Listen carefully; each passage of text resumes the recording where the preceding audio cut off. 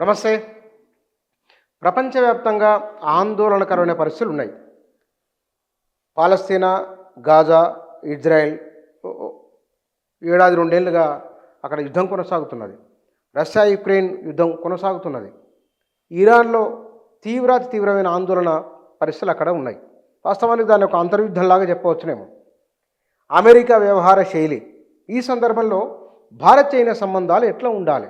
ఎట్లా ఉంటే బాగుంటుంది? ఈ రెండింటి మధ్య మైత్రికున్న అవకాశాలు ఏమేమి ఉన్నాయి? ఈ ప్రపంచంలో జరుగుతున్న పరిణామాల గమనం ఎటువైపు ఉండవచ్చు? వీటికి సంబంధించి మనం మాట్లాడదాం. మన దగ్గర ప్రొఫెసర్ రియాజ్ గారు ఉన్నారు. వారు తెలంగాణ గ్రంథాలయ సంస్థల చైర్మన్ కూడా. సార్ నమస్కారం. నమస్కారం అండి. మనము రష్యాతో యుద్ధానంతరం, చైనాతో యుద్ధానంతరం ఈ 2 దేశాల మధ్య మా సంబంధాల్లో కొన్ని మార్పులు వచ్చినాయి.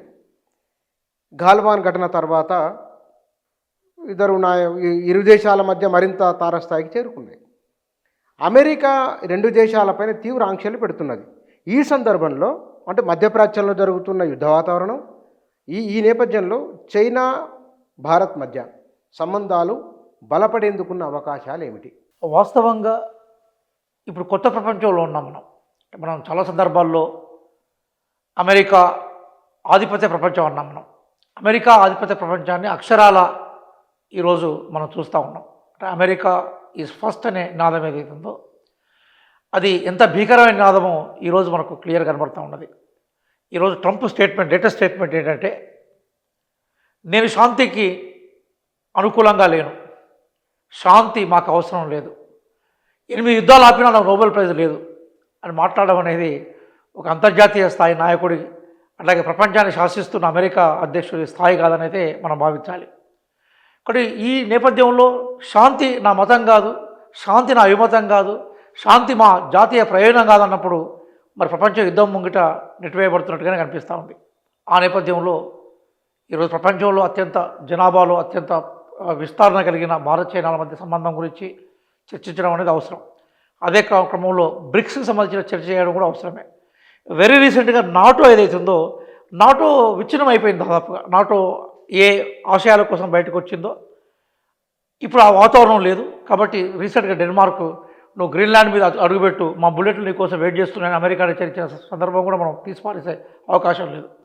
ఆశ్చర్యం ఏంటంటే, ఏ నాటో దేశాల రక్షణ వలయం మధ్య అమెరికా ఈరోజు అంతర్జాతీయ రాజకీయాలను శాసించిందో ఇప్పుడు అదే యూరోపియన్ యూనియన్ దేశాలు కానీ మిగతా నాటో దేశాలు కానీ దాంతో అంతర్భాగంగా ఉన్న దేశాలు, బయట ఉన్న దేశాలు అమెరికా ఆధిపత్యాన్ని ప్రశ్నించే వాతావరణంలో మనం ఉన్నాం. కాబట్టి రేపు ఏం జరగబోతుంది అనేది మనం స్పష్టంగా చెప్పే పరిస్థితులు లేవు.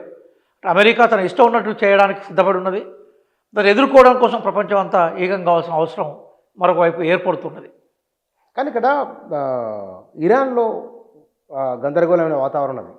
భారతీయులు అక్కడి నుంచి వేల మంది ఉన్నారు. వాళ్ళు క్షేమంగా ఇండియాకు తీసుకొచ్చే ప్రయత్నం. అసలు ఇరాన్లో జరుగుతున్నది ఏమిటి? ఎందుకు ఈ గందరగోళం?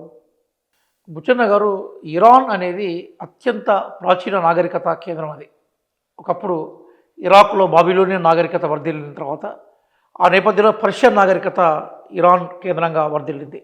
భారత్ పర్షియా సంబంధాలు ఇప్పటికే కావు, చాలా పాత సంబంధాలు. సహజంగానే ఒకప్పుడు గొప్ప వారసత్వానికి అనుకూలంగా ఉండే ఇరాన్ 1979లో కుదుపుకు గురైంది. అదేంటంటే, అప్పటిదాకా రాజరిక వ్యవస్థలో ఉండే ఇరాన్ ప్లేస్లో అక్కడ ఖొమేని నాయకత్వంలో ఇస్లామిక్ అనుకూలంగా ఉండే ప్రభుత్వం ఏర్పడింది. సరే, జనరల్ ఇస్లామిక్ అనుకూలమైన ప్రభుత్వం ఉన్నా వాళ్ళ కొంత మోడర్న్ ఛాయలు మిగతా గల్ఫ్ దేశాలతో చూస్తే కొంత మోడర్న్ కనబడుతూ ఉంటుంది. అంటే వాళ్ళు అణ్వస్త్రాలను సాధించుకోగలిగినారు. కొంత లిటరసీ విషయంలో దాదాపుగా 100% లిటరసీ నీకు ఇరాన్లో కనబడుతుంటుంది. ఉమెన్ ఎంపవర్మెంట్ కూడా ఉంటుంది. మిగతా గల్ఫ్ దేశాలతో కంపేర్ చేస్తే ఇరాన్ తన కాళ్ళ మీద తాను నిలబడే పరిస్థితికి ఎదిగింది. ఆ క్రమంలోనే లిబరల్ వాదనలు కూడా ఇరాన్లో బలంగా ఉన్నాయి. అక్కడ కమ్యూనిస్ట్ పార్టీ కూడా ఇరాన్లో ఎగ్జిస్టెన్స్లో ఉండేది మొన్నటిదాకా. దాన్ని బలవంతంగా అణచివేశారు. అలాగే కొంత ఉదారవాద విధానాలు కావాలని, కొంత లిబరల్ వాతావరణం కావాలని, ప్రపంచంతో అనుసంధానం కావాలనే వాదనలు కూడా ఇరాన్లో ఉన్నాయి. మనకు అంతకుముందు ఇరాన్ షాకు సంబంధించిన ఐడియాలజీ ఉన్న వాతావరణం కనబడ్డది. అణచివేతలు, కొట్లాట్లు ఇవన్నీ జరిగిన నేపథ్యంలో అమెరికా ఇరాన్ మీద దాడి చేసినప్పుడు ఇరాన్ అంతా కూడా ఇరాన్కు బాసట ఉన్నది. అమెరికా ఇరాన్ జయించలేకపోయింది, మళ్ళీ వెనక్కి వెళ్ళిపోయింది. ఆ నేపథ్యంలో ఇరాన్లో విపరీతమైన ఆర్థిక సంక్షోభం, ఆంక్షలు విధించడం, ఇరాన్ చమురును వేరే వాళ్ళు కొనుక్కోకుండా చేయడంతో ఇరాన్లో విపరీతమైన ఆర్థిక సంక్షోభం ఇప్పుడుంది. ఆటోమేటిక్గా పబ్లిక్ రివోల్ట్ కూడా స్టార్ట్ అయింది కొంతమేరకు. అయితే ప్రభుత్వాన్ని చేసే లెవెల్లో, ప్రభుత్వాన్ని మార్చేసేంత లెవెల్లో రివోల్ట్ జరిగినట్టుగా మనకు కనిపించట్లేదు. దాన్ని అమెరికా కొంత సపోర్ట్ చేస్తూనే అక్కడ ఆందోళనకారులు వెయిట్ చేశారు. కానీ అమెరికా పెద్దగా ప్రజా ఉద్యమాల కన్నా బేసిక్ అనుకూలమైన ప్రభుత్వాన్ని ఏర్పాటు చేయడమే అమెరికా బేసిక్ ఇంట్రెస్ట్. కానీ అమెరికా ఇరాన్ ప్రజలకు వచ్చిన ఆందోళనను పూర్తిగా బయట నుంచి సపోర్ట్ చేసిన తప్ప ఆందోళన మళ్ళీ ప్రభుత్వాన్ని మార్చే లెవెల్లో సపోర్ట్లోకి రాలేకపోయింది. కాబట్టి కొంత నిరాశకు గురైంది. ఈ నేపథ్యంలో ఇరాన్ జయించవచ్చు అనుకున్నది అమెరికా. కానీ ఇరాన్ స్టిల్ అమెరికాకు అయిన నిలబడింది. అదొక మార్పు. తర్వాత అమెరికా కొంతమేరకు ఇరాన్ అమెరికా విధించిన కొన్ని ఆంక్షలను అంగీకరించింది.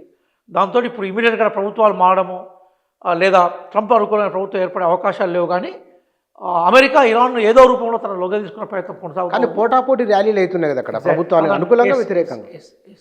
ఆ నేపథ్యంలో ఇరాన్లో ఒకవైపు ఆధునిక ప్రజాస్వామ్యవాదం కోసం జరుగుతున్న ఆందోళనలు ఒకవైపు అయితే, ఇవి ఆధునిక ప్రపంచానికి సంబంధించిన వాదనలు కాదు, అమెరికా ప్రోద్బలంతో జరుగుతున్న ఇరాన్కు వ్యతిరేక ప్రదర్శనలు అనేది ప్రభుత్వం చెప్తుంది.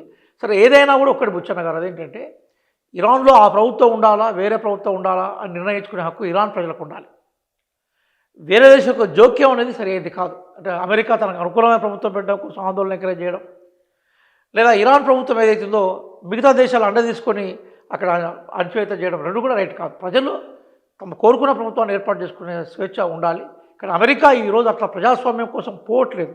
అందుకోసం ఏమున్నది, ఒకప్పుడు ఏమున్నది, నేను ఎక్కడ సపోర్ట్ చేసినా కూడా ప్రజాస్వామ్యం కోసం సపోర్ట్ చేసిన, శాంతి కోసం సపోర్ట్ చేసిన అమెరికా ఈరోజు ట్రంప్ చాలా క్లియర్గా ఏమన్నాడంటే, నాకు శాంతి ముఖ్యం కాదు, నాకు అమెరికా ఆసక్తులు ముఖ్యమని ప్రకటించాడు. కాబట్టి అమెరికా శాంతి అనేది మనం అమెరికా నుంచి ట్రంప్ ఉన్న రోజులు ఆశించలేం. బహుశా అమెరికా ఫస్ట్ అనే దాన్ని ఆచరణలో తీసుకురావడంలో ట్రంప్ విపరీతంగా దుద్దుడుగా పోతున్న విషయం ఈరోజు మనకు గ్రీన్లాండ్ ఇష్యూలో మనకు క్లియర్ కనపడుతూ ఉన్నది. కానీ ఇక్కడ మచాడో నోబెల్ బహుమతి తీసుకొచ్చి ఆయనకి ఇవ్వడం, వాటికి సంబంధించి కూడా చాలా పెద్ద ఎత్తున వార్తలు వస్తున్నాయి. ఆశాస్పదం కదా. నోబెల్ బహుమతికి ఎవరు అర్హులో వాళ్ళకి నోబెల్ బహుమతి రావాలని మనం కోరుకోవాలి. ఒకరికి వచ్చిన నోబెల్ బహుమతిని ఇంకొకరికి ట్రాన్స్ఫర్ చేయడానికి అది ఏమన్నా వస్తువులు కావు కదా. నోబెల్ బహుమతి అనేది కీర్తికి సంబంధించిన అంశం, గౌరవానికి సంబంధించిన విషయం. ఒక వ్యక్తికి లేదా ఒక వ్యక్తినికి వచ్చిన గౌరవాన్ని ఇంకో వ్యక్తికి మనం ఆపాదించలేం కదా. అసలు అది దాన్ని నోబెల్ బహుమతి యొక్క విలువనే హాస్యాస్పదం చేయడం అనేది బాధాకరం. పైపేసి ఈయన నాకు నోబెల్ బహుమతి ఇవ్వలే కాబట్టి నార్వేని సంగతి చెప్తాను అని అనడం అనేది ఇంకా దయనీయమైన స్టేట్మెంట్. అది దిగజారుడు, దాన్ని మించిన దిగజారుడు ఇంకోటి బహుశా ఉండకపోవచ్చునేమో. మన పాఠాలు బళ్ళల్లో నోబెల్ బహుమతి యొక్క గొప్పతనాన్ని కీర్తిస్తూ మనం పాఠాలు చెప్తాం మనం స్కూళ్ళల్లో, కాలేజీల్లో. ఈరోజు ఆ నోబెల్ బహుమతికి ఉన్న విలువను కూడా ట్రంప్ దిగజార్చాడనేది నాకున్న అభిప్రాయం. బహుశా 200 సంవత్సరాల పైబడిన ప్రజాస్వామిక అమెరికా చరిత్రలో ఇంతటి దిగజారుడు అధమస్థాయి అధ్యక్షులు లేరు అన్నట్టు నిజమేనా? బుచ్చన్న గారు దాదాపుగా రెండవ ప్రపంచ యుద్ధం వరకు కూడా అమెరికా అనేది ఐసోలేషన్ పాలసీని అవలంబించింది. అంటే అమెరికా ఎవరితో కలిసి లేదు, అందరూ దూరంగా ఉండిపోయింది. కానీ జపాన్ మీద బాంబులు వేసే క్రమంలో అప్పుడు అమెరికా మెయిన్ స్ట్రీమ్ ప్రపంచంలోకి వచ్చింది. అప్పటిదాకా అమెరికా డెవలప్మెంట్ మీద వాళ్ళు ఫోకస్ చేసుకున్నారు. బయట ప్రపంచంతో అమెరికాకు ఎప్పుడూ సంబంధం లేదు. జపాన్ను దాదాపుగా కంట్రోల్ చేస్తున్న ఉద్దేశంతో బాంబులు ప్రయోగించి భీకరమైన వాతావరణం క్రియేట్ చేసినాక 1949లో నాటోను ఏర్పాటు చేసింది, నార్త్ అట్లాంటిక్ ట్రేడీ ఆర్గనైజేషన్. దాని ప్రధాన ఉద్దేశం ఏంటంటే కమ్యూనిజాన్ని ఎక్స్పాన్షన్ అవుతుంది, కమ్యూనిజాన్ని అరగడం, యూనియన్ ఆఫ్ సోవియట్ సోషలిస్ట్ రిపబ్లిక్స్ని కంట్రోల్ చేయడం కోసం నాటో ఏర్పడ్డది. నాటో అనే దాన్ని ఏర్పాటు చేసుకొని అమెరికా పూర్తిగా ప్రపంచంలో పెట్టుబడిదారు విధానాన్ని అనుకూలించే దేశాలని తన వైపు తీసుకున్నది. తర్వాత రష్యా అంటే యుఎస్ఎస్ఆర్ సుసైడ్ చేసుకున్నది. యుఎస్ఎస్ఆర్ను ఎవరు ఓడించలేదు, కానీ యుఎస్ఎస్ఆర్ఏ శత్రువుతో పోరాడుతున్న క్రమంలోనే తన సుసైడ్ చేసుకున్నది. కానీ తర్వాత కొద్ది కాలానికి రష్యా ఒక పవర్ఫుల్ దేశంగా బయటకు వచ్చింది. సరే, రష్యా ఈరోజు ఆర్థికంగా పెద్ద పవర్ఫుల్ దేశం కాదు, కానీ మిలిటరీ పరంగా రష్యా పవర్ఫుల్ దేశమే. అది ఇక్కడ జరుగుతున్నది ఏంటంటే, అమెరికా అధ్యక్షుడిగా ఉన్న ట్రంప్ ఏమనుకుంటాడంటే చైనాను తన ప్రధాన శత్రువుగా చూస్తూ ఉంటాడు. రష్యా అవసరమైతే పుతిన్ను దగ్గర తీసుకొని చైనాను టార్గెట్ చేయాలనేది ట్రంప్ వ్యూహం. ఇది కొత్త కోణంలో మనం దీని విషయాన్ని అర్థం చేసుకోవాలి. కానీ యూరోపియన్ దేశాలు ఏవి కూడా చైనాను ప్రథమ శత్రువుగా గుర్తించేందుకు అవి సిద్ధంగా లేవు. కాన్ఫ్లిక్ట్ ఎక్కడ స్టార్ట్ అయితే చెప్తాను నేను. యూరోపియన్ దేశాలు రష్యాను శత్రు దేశాలుగానే చూస్తున్నాయి, ఎందుకంటే రష్యాకు ఎక్స్పాన్షన్ నేచర్ ఉంది. ఎందుకంటే యూరోపియన్లో అంటే రష్యా ఎక్కువగా భౌగోళికంగా ఏషియాలో ఉన్న కీలకమైన జనాభా, ముఖ్యమైన నగరాలు, దాని మిలిటరీ బేస్ అంతా కూడా యూరోప్లో ఉంటుంది. కాబట్టి మాకు ఎప్పుడైనా కూడా రష్యా ద్వారానే ప్రమాదం, చైనా ద్వారా మాకు ప్రమాదం ఏం లేదనేది యూరోపియన్ వాదన. ట్రంప్ ఏమనుకుంటాడంటే చైనాను శత్రువుగా చూపెట్టేసి రష్యాను దగ్గర తీసుకోవాలి, అవసరమైతే యూక్రెయిన్కి ఏదైతుందో చేస్తున్న సహాయాన్ని మొత్తం ఆపాలనేది తాను భావిస్తూ ఉన్నాడు. ఉక్రెయిన్కు చేసే సహాయం యూరోపియన్ దేశాల సహకారంతో వాళ్ళ యొక్క కోరిక మేరకే అమెరికా చేస్తున్నది. అందుకోసమే కొంతకాలం మీద దాన్ని ఆపాలని ప్రయత్నం చేశాడు. యుక్రెయిన్ ప్రెసిడెంట్ దాన్ని ప్రతిఘటించాడు. వాళ్ళిద్దరి మధ్య ఆర్గ్యుమెంటు అవును. బలంగా ఎట్లా అమెరికాను ప్రొటెక్ట్ చేశాడు అనే విషయం కూడా చూసాం. అంటే యుక్రెయిన్ వెనుక యూరోప్ సమాజం ఉంది, రష్యాని యూరోప్ దేశాలు శత్రువుగా చూస్తున్నాయి. ఇప్పుడు ట్రంప్ ఏమంటున్నాడంటే రష్యాను మీరు అట్లా చూడాల్సిన అవసరం లేదు, చైనాను చూడండి అని చెప్పారు. కానీ యూరోప్లో ఇప్పుడు పరిణామం ఏంటంటే చైనా వస్తువులు యూరోప్లో అత్యంత కీలకమైన వస్తువులుగా మారిపోయినాయి. చైనా ఎక్స్పోర్ట్స్ మీద యూరోప్ డిపెండ్ అయిన పరిస్థితికి నెట్టివేయబడ్డది చాలా చాలా అంశాల మీద. కాబట్టి చైనాతో ఎందుకు మాకు గొడవ, చైనా అనేది ఒక ఐసోలేటెడ్ కంట్రీ కదా, ఏషియన్ కంట్రీ కదా, చైనాతో మాకెందుకు యుద్ధం, మాకెందుకు వైరం వాళ్ళు అనుకుంటున్నారు. లేదు మీరు చైనానే టార్గెట్ చేయాలని ట్రంప్ అంటున్నాడు. కాబట్టి ఇంట్రెస్ట్ల మధ్య కాన్ఫ్లిక్ట్ ఏర్పడది. ఆ కాన్ఫ్లిక్ట్లో నాటో దేశాలను కౌంటర్ చేయడం కోసం గ్రీన్లాండ్ని ఈరోజు నెపంగా చూపెడుతున్నాడు అనేది అంతర్జాతీయ సంబంధాలు అర్థం చేసుకునే వరకైనా విస్తమవుతుంది. కానీ అమెరికా ప్రపంచాన్ని భయపెడుతున్నది కానీ చైనా అమెరికాను భయపెడుతున్నది అని ఒక ఆర్గ్యుమెంట్ ఉంది. ఆర్గ్యుమెంట్లో వాస్తవం ఉన్నది. ఎందుకోసం అంటే ఒకటి ఆర్థికంగా ప్రపంచంలో ఎన్ని ఆంక్షలు ఎవరు విధించినా కూడా చైనా సస్టైన్ అయ్యే పరిస్థితికి చేరుకున్నది, వాస్తవం ఇది. ఇప్పుడు మన దగ్గర చాలామంది టూరిస్టులు, ఇప్పుడు మనం అంటే రాజకీయ అభిప్రాయాలతో మాట్లాడుతుండొచ్చు, చాలామంది టూరిస్టులు ఈరోజు చైనాకు సందర్శించి వాళ్ళు ఏమంటున్నారంటే చైనా చాలా బలమైన దేశంగా ఏర్పడిందని వాళ్ళే చెప్తున్నారు. ఇప్పుడు మనకి అక్కడికి వెళ్ళి చైనా ఎట్లా ఉంది అని చెప్పేసి వీడియోలు కూడా చూపెడుతున్నారు. మనం చైనాకు పోకుండా అర్థమవుతుంది. అంటే చైనా ఆర్థికంగా సస్టైన్ అయింది, మిలిటరీ పరంగా కూడా బలంగా తయారైంది. అమెరికాకు సంబంధించిన ఒక రాకెట్ స్పైకి సంబంధించిన ప్లేన్ చైనా పయనించిపోయినప్పుడు దాన్ని కాల్ చేసింది టోటల్గా. అమెరికా ఏం చేయలేకపోయింది చైనాను. కాబట్టి చైనా అమెరికా ఈరోజు పొలిటికల్గా ఐసోలేట్ చేసే ప్రయత్నంలో ఉంది. ఎందుకంటే మిలిటరీ పరంగా డైరెక్ట్గా దాడి చేసే అవకాశం లేదు. చేస్తే సరే అమెరికా బలమైన దేశమైనా చైనా కూడా అంతకన్నా ఎక్కువ ప్రతిఘటించే అవకాశం ఉంది. అలాగే ఆర్థికంగా కూడా చైనాను దెబ్బతీయడం కోసం కొంత ప్రయత్నాలు జరుగుతున్నాయి. రాజకీయంగా చైనాను ఐసోలేట్ చేసే క్రమంలోనే యూరోపియన్ దేశాలకు చైనా మధ్య లింక్ తెగొట్టే ప్రయత్నంలో ట్రంప్ ఉన్నాడు. కానీ ఆ యూరోపియన్ దేశాలు నాకు సిద్ధంగా లేవు. ఇది వాస్తవమైన పరిస్థితి. కాబట్టి ఇప్పుడు చైనా ఏమంటుందంటే బేసికల్గా ఎన్ని ఆంక్షలు విధించినా కూడా చెల్లించలేదు, నిలబడగలిగింది.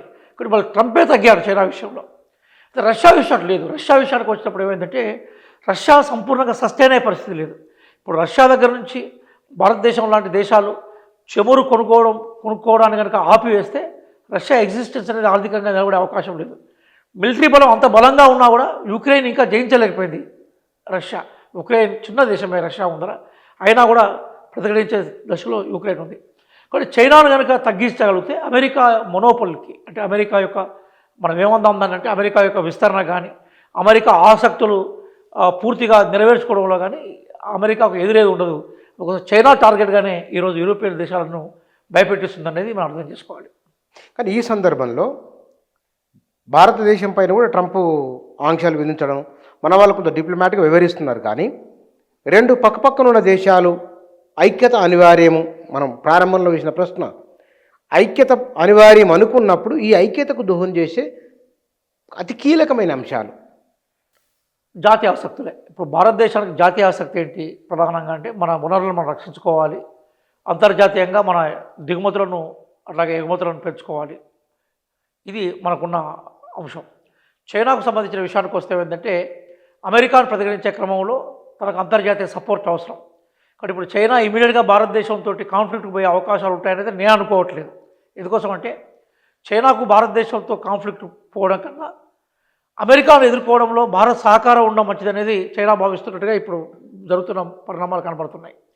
ఇక భారతదేశ విషయానికి వస్తే ఏంటంటే ఒకప్పుడు మనము హిందీ చీనీ బాయి బాయ్ అన్నాం. మనం ఎవరు ఇక్కడ ప్రధానమంత్రిగా ఉన్నప్పుడు చౌహాన్ లాయ్ మనకి చైనా ప్రైమ్ మినిస్టర్గా ఉన్నప్పుడు హిందీ చీనీ బాయి బాయ్ అన్నాం వచ్చింది 1955లో.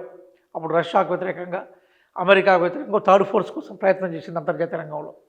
తర్వాత 1962లో చైనా భారతదేశం మీద భూభాగాలను ఆక్రమించే క్రమంలో వచ్చినప్పుడు భారత్ చైనా సంబంధాలు దెబ్బతిరిపోయినాయి. చైనా పట్ల భారత ప్రభుత్వానికి కానీ పరిపాలకులకు కానీ విశ్వాసం పోయింది. అంటే చైనా తన ప్రయోజనాల కోసం ఏమైనా చేస్తున్న విషయంతో పోయింది.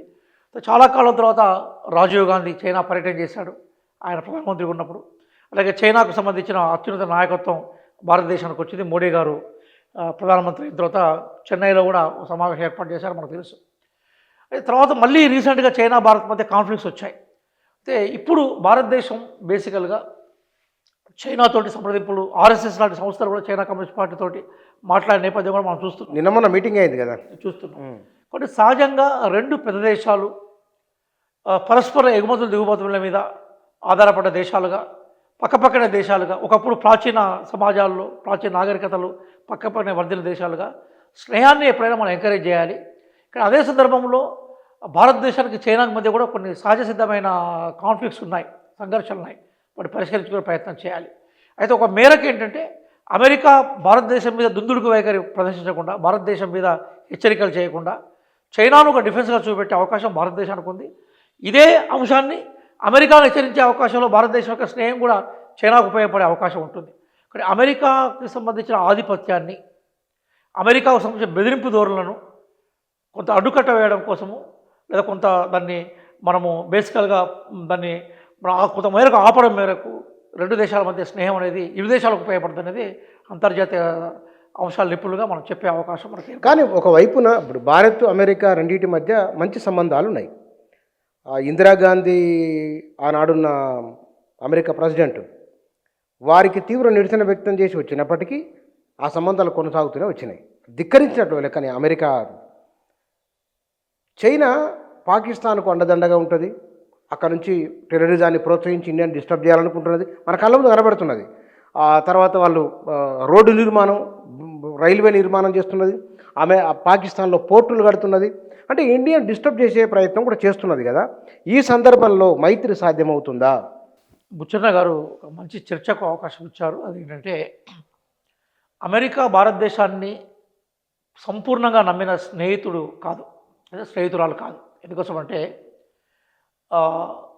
కోల్డ్ వార్ జరుగుతున్నప్పుడు, ప్రచలిత జరుగుతున్నప్పుడు అమెరికా వల్ల బాగా లాభపడ్డ దేశం ఏదైతుందో అది పాకిస్తాన్.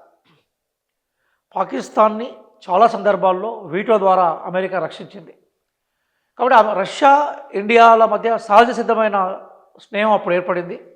అమెరికాకు బాగా కోపం ఏంటంటే ఇండియా ఎప్పుడు నాకు సహజ సిద్ధమైన మిత్రుడు కాదు, రష్యాకు అనుకూలంగా ఉంటుంది అనేది అమెరికాకు సంబంధించిన ప్రధాన వాదన.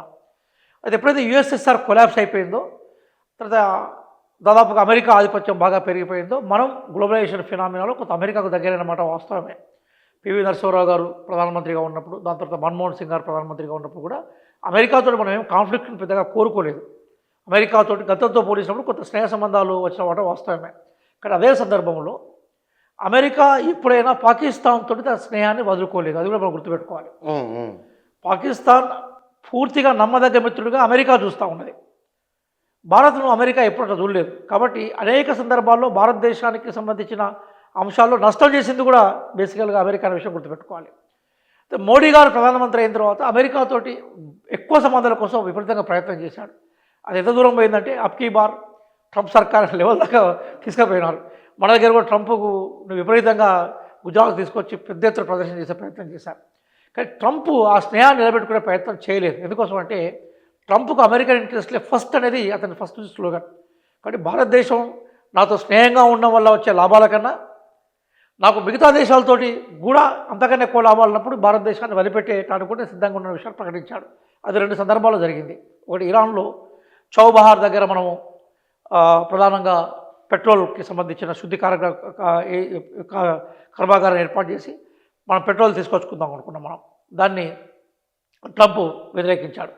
అలాగే రష్యాకు భారతదేశానికి మధ్య ఆయుధాలకు సంబంధించిన ఎగుమతులకు సంబంధించిన వ్యవహారాన్ని కూడా ట్రంప్ వ్యతిరేకించాడు టోటల్గా. కాబట్టి సహజ సిద్ధంగా అమెరికాతోటి మనం ఎంత స్నేహంగా ఉందామని చెప్పినా కూడా అది అమెరికన్ ఇంట్రెస్ట్లకు అనుకూలంగా లేదనుకున్నప్పుడు అమెరికా దాన్ని పెద్దగా వెల్కమ్ చేసే అవకాశం ఉండదు.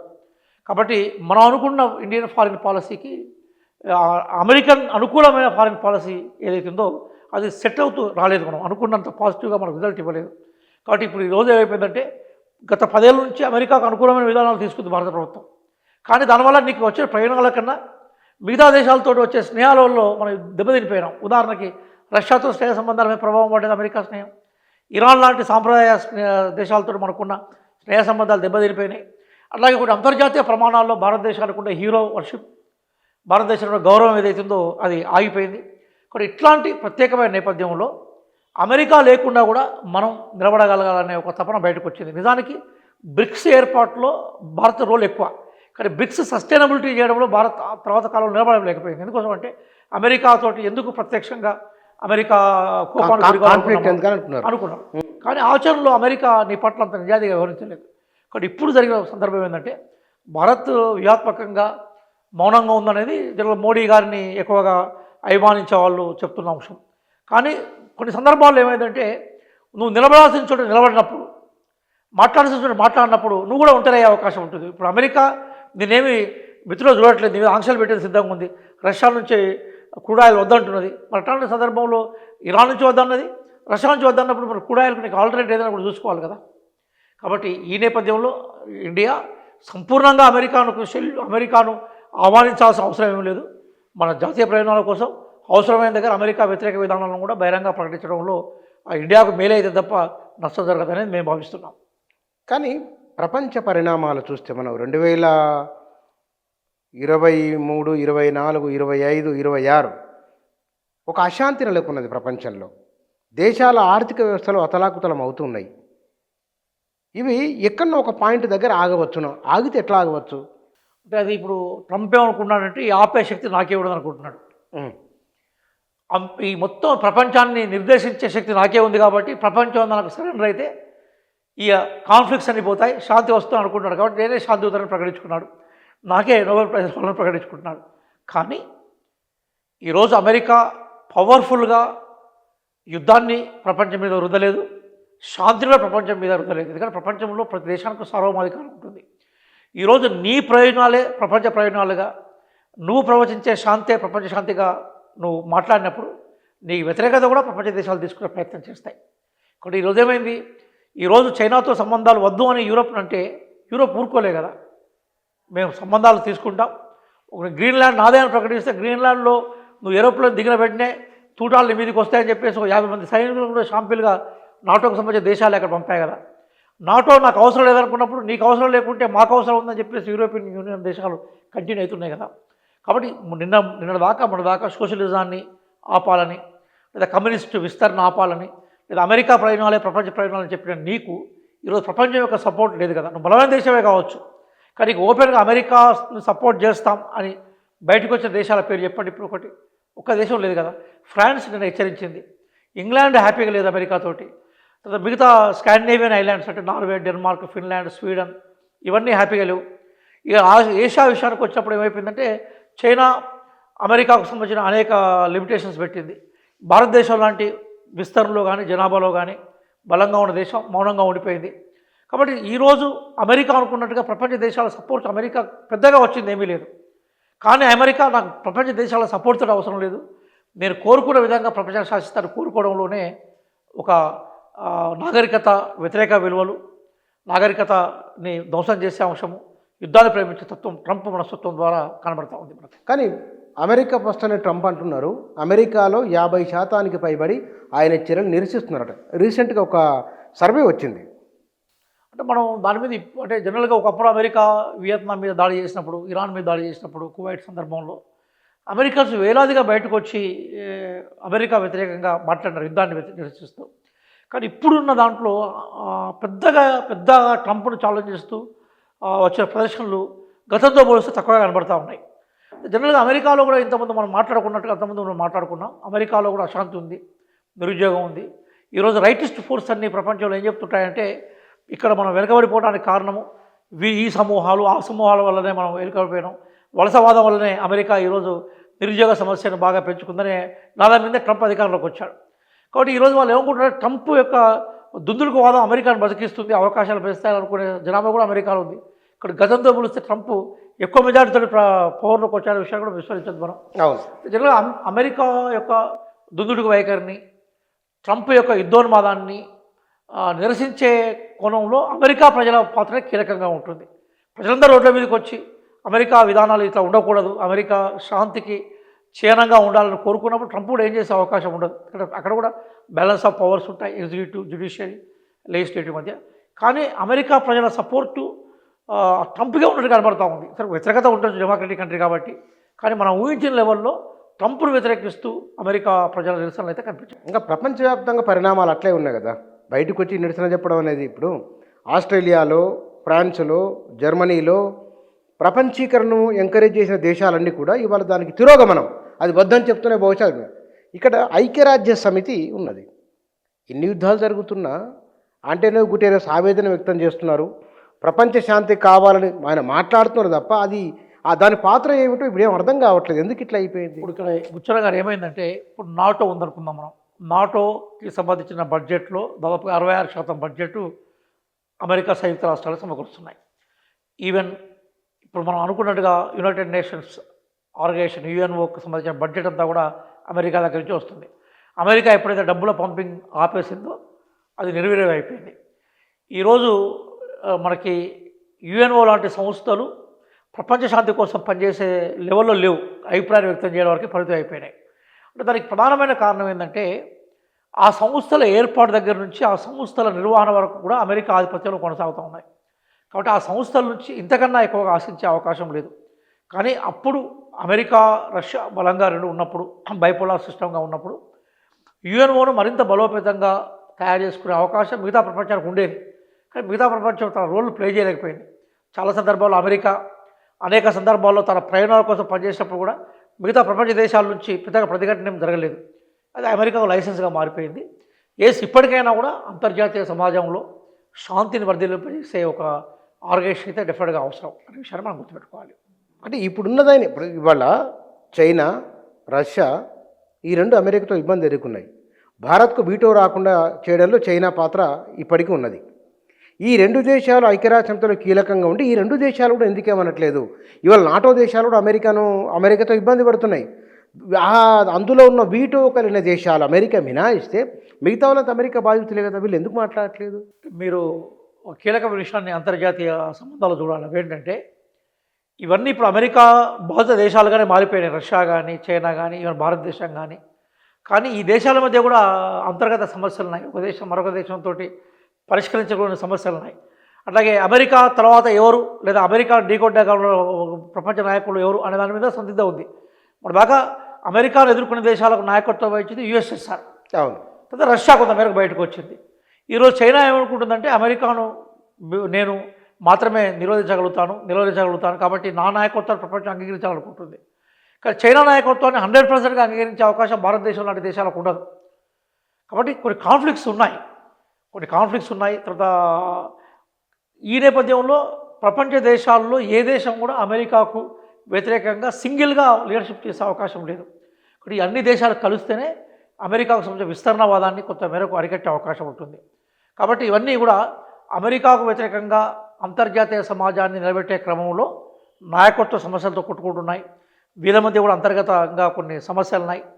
అట్లాగే చైనా కూడా ఇప్పుడు అమెరికాతో ఇమీడియట్గా వార్ కోసం సిద్ధంగా లేదు. చైనా తన ఆర్థిక ప్రయోజనాలను కాపాడుకోవాలి, అమెరికా నిరోధించాలనుకుంటుంది. అమెరికా ఏమనుకుంటుంది బేసికల్గా అంటే, ఏదో ఒకరోజు చైనాను ఛాలెంజ్ చేస్తుంది. ఆ ఛాలెంజ్ చేసే క్రమంలో ప్రపంచ దేశాలు చైనా వెనుకోపోకుండా తన కంట్రోల్ ఉండాలని కోరుకుంటుంది.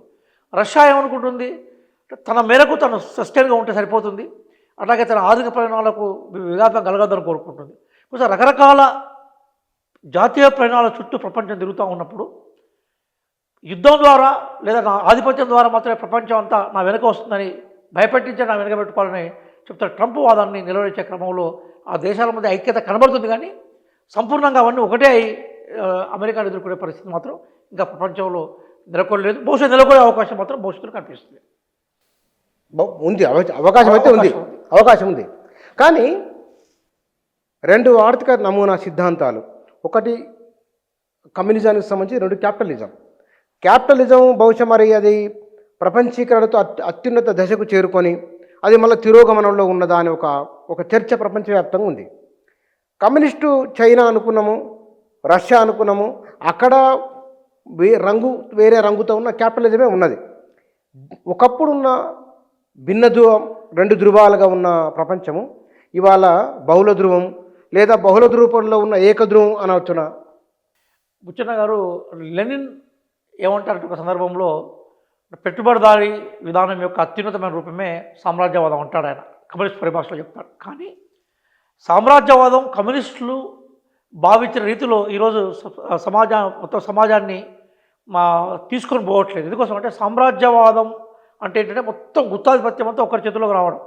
అమెరికా ఆ దిశలో ఉంది. కానీ అదే సందర్భంలో గ్లోబలైజేషన్ ఫినామినాకు సంబంధించిన నేపథ్యంలో ఉపాధి అవకాశాలు పెరిగిపోయినాయి.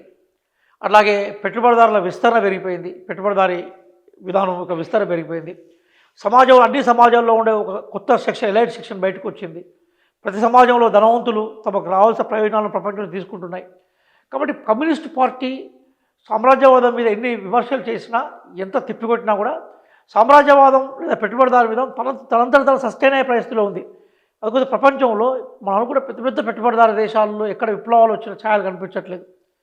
విప్లవాలను కూడా వ్యవసాయ సమాజాల నుంచి వచ్చాయి. చైనాలో అయినా, రష్యాలో అయినా కూడా, ఈవెన్ కమ్యూనిస్ట్ పార్టీ బలంగా ఉన్న వియత్నాంలో అయినా, క్యూబాలో అయినా, ఎక్కడైతే వ్యవసాయదారు దేశాలు అంటే వ్యవసాయాన్ని ఆలంబన చేసుకున్న దేశాల్లోనే విప్లవాలు వచ్చాయి తప్ప పెట్టుబడిదారీ విధానం చాలా పీక్ స్టేజ్కి పోయాక పెట్టుబడిదారీ విధానమే కార్మిక వర్గంలో ఏకత తీసుకొస్తుంది, ఆ ఏకత విప్లవం తీసుకొస్తుందనే అది ఆచరణాత్మకంగా అది ప్రూవ్ కాలేకపోయింది. అయినా ఈరోజు అమెరికా వ్యతిరేకత ఉంది. కానీ ఆ వ్యతిరేకత కమ్యూనిస్ట్ పార్టీ నాయకత్వంలో అమెరికాను ఎదుర్కొనే పరిస్థితిలో కమ్యూనిస్ట్ పార్టీలు అంతర్జాతీయ సమాజంలో లేవు. ఇప్పుడు నిన్నగాక మన ఖమ్మంలో సిపిఐ మీటింగ్ జరిగింది, మనం చూసాం. అనేక దేశాల నుంచి కమ్యూనిస్ట్ పార్టీకి సంబంధించిన డెలిగేషన్ వచ్చింది. వారి ఉపన్యాసాలు కూడా విన్నాను. వాళ్ళకి చాలా పరిమితులు ఉన్నాయి. వాళ్ళు అమెరికాను వ్యతిరేకిస్తున్నారు, అమెరికా విస్తరవాదాన్ని వ్యతిరేకిస్తున్నారు. కానీ మొత్తం అమెరికాను వ్యతిరేకించే క్రమంలో ప్రపంచ కమ్యూనిస్ట్ పార్టీ అంతా ఏకమైపోయి అమెరికాను ఎదుర్కొనే పరిస్థితి కమ్యూనిస్ట్ పార్టీకి లేదు కదా. ఉన్న కమ్యూనిస్ట్ పార్టీ దేశాలే చాలా సంక్షోభాల్లో ఉన్నాయి. కాబట్టి ఇప్పుడు కేవలం ఒక సిద్ధాంతం ద్వారా మాత్రమే అమెరికాను ఎదుర్కోవడం సాధ్యం కాదు. మన అంతకుముందు గతంలో మాట్లాడుకున్నట్టుగా బ్రిక్స్ లాంటి కూటములు, సార్క్ లాంటి కూటములు, ఏషియన్ లాంటి కూటములు, లేదా యూరోపియన్ యూనియన్ లాంటి కూటములు, ఈ చిన్న కూటములు, ప్రాంతీయ కూటముల ద్వారా మాత్రమే అమెరికా యొక్క విస్తరణవాదాన్ని ఎదుర్కోవడానికి మాత్రం అవకాశాలు దొరుకుతాయి మనకి. కానీ ఇక్కడ ఆసియా ఖండ దేశాలు, చైనా, రష్యా, భారత్ పెద్ద దేశాలు. చైనా, రష్యాకు భారత్ మంచి సంబంధాలు ఉన్నాయి. ఈ దేశాలు కలిసికట్టుగా నడిచే సూచన ఉన్నదా ఆసియా దేశాల వరకు? అంటే ఇప్పుడు అమెరికా పూర్తిగా అమెరికా ఫస్ట్ అనే నినాదంతో ఏమైపోయిందంటే ఏషియా దేశాల మీద కూడా విపరీతమైన ఆంక్షలు జరిగినాయి. ఇప్పుడు మనం అనుకున్నట్టుగా Brazil, south America, south Africa, అట్లాగే భారత్, చైనా, రష్యా ఇవన్నీ కూడా ఎక్కువ జనాభా గల దేశాలు. కాబట్టి ఇవి బేసికల్గా ఇందులో ఏషియాకు సంబంధించిన దేశాల్లో ప్రధానంగా చైనా ఉండు, ఇండియా కనబడుతూ ఉంది.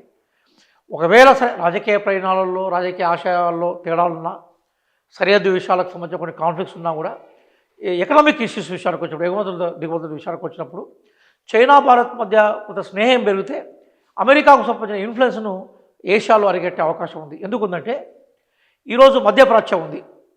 మధ్యప్రాచ్యంలో అన్ని దేశాలు అమెరికా వ్యక్తివే.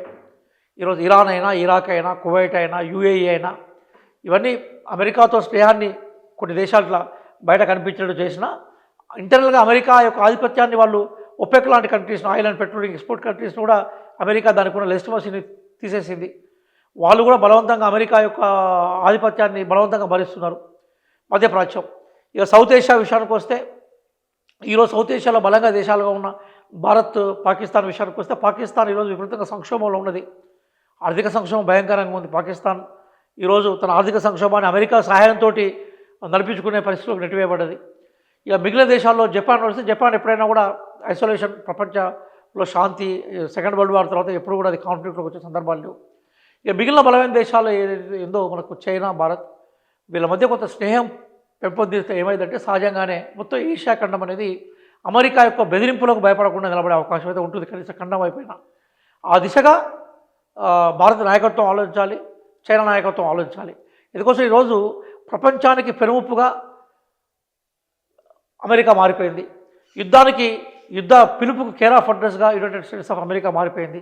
ట్రంప్ దానికి నాయకుడిగా ఉండి ప్రపంచాన్ని శాసిస్తాం, అమెరికానే ప్రపంచ శాంతికి కానీ ప్రపంచ యుద్ధాలకు మేమే మూలం అని ప్రపంచాన్ని శాసించే ప్రయత్నం చేస్తున్నప్పుడు కనీసం అమెరికాను కొంతమేర కంట్రోల్ చేయడం కోసం భారత్, చైనా ఐక్యత దోహదపడుతుందని మనం భావించాలి. కానీ అదే సందర్భంలో భారత్లో ఉండే రిచ్ క్లాస్, భారత్లో ధనికులు, అట్లాగే లేదా భారతదేశాన్ని విదేశ వ్యవహారాలను కానీ ప్రభుత్వాలను ఇన్ఫ్లుయెన్స్ చేసే శక్తి ఉన్న సెక్షన్ ఏదైతే ఉందో, రిచ్ సెక్షన్ ఏదైతే ఉందో అది అమెరికా మైత్రి ఎక్కువగా కోరుకుంటుంది భారత్ చైనా మైత్రి కన్నా.